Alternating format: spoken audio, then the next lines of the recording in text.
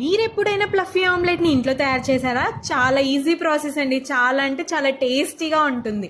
అది వాన పడేటప్పుడు చేసుకుంటే ఆహా రుచే వేరు. బజ్జీని కూడా మర్చిపోయేలా చేస్తుంది. ఏం లేదండి, చాలా ఈజీ. నేనైతే 2 eggs తీసుకున్నా. ఓన్లీ ఎగ్ వైట్సే తీసుకోవాలి. ఎల్లో పక్కన పెట్టేసేయాలి. ఆ ఎగ్ వైట్స్ని కొంచెం సాల్ట్ వేసి బాగా బీట్ చేస్తూ ఉండాలి. అది ఒక సర్టెన్ టైంలో అది మనకి నురుచులాగా వస్తుంది. అది ఎలా తెలుసుకోవాలంటే, మనం గిన్నెలో సర్ఫ్ వేసుకొని బాగా గిల్లకొడితే పైన నురుజు వస్తుంది కదా, అలా వస్తుంది. ఇప్పుడు దాన్ని పక్కన పెట్టేసుకోవాలి. ఇప్పుడు ఎల్లో ఏదైతే ఉందో దాంట్లో కూడా కొంచెం సాల్ట్ వేసుకొని బాగా బీట్ చేసుకోవాలి బీటర్తో. ఇప్పుడు ఒక ప్యాన్లో ఫస్ట్ ఎల్లో వేసేసుకోవాలన్నమాట. అండ్ దానిపైన ఏదైతే వైట్ ఉంటుందో అది వేసుకోవాలి. వేసుకొని దానిపైన కొంచెం కారం, masala powder and pepper powder, లైట్గా పెప్పర్ పౌడర్ వేసుకోవాలి.